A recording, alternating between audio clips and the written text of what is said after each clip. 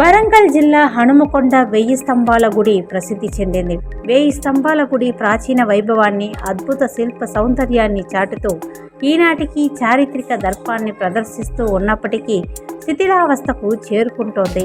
1000 స్తంభాల దేవాలయ సముదాయాన్ని క్రీస్తు శకం 1163లో కాకతీయ రాజు 1వ రుద్రదేవుడు నిర్మించాడని చెప్పే శాసనం ఉంది.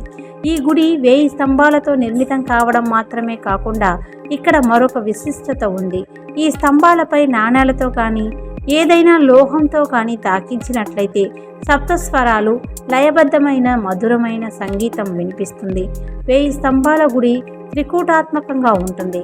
ఒక కూటంలో శివుడు, ఇంకో కూటంలో విష్ణుమూర్తి, మరో కూటంలో సూర్యభగవానుడు కొలువై ఉంటారు.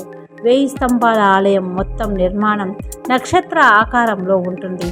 క్లిష్టమైన చెక్కబడిన స్తంభాలు ఆలయ నిర్మాణానికి మద్దతు ఇస్తూ ఉండగా ఆకర్షణీయమైన శిల్పాలు గోడలకు అందాన్ని జోడిస్తాయి.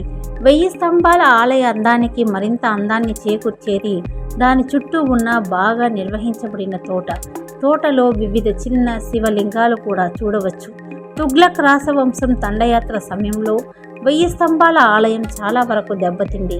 12వ శతాబ్దంలో రుద్రదేవుడు నిర్మించిన ఈ ఆలయం శివుడికి అంకితం చేయబడింది. శ్రీ రుద్రేశ్వర స్వామి ఆలయం అని పిలువబడే ఇది చాళుక్యుల ఆలయ నిర్మాణ శైలిలో ఉంటుంది.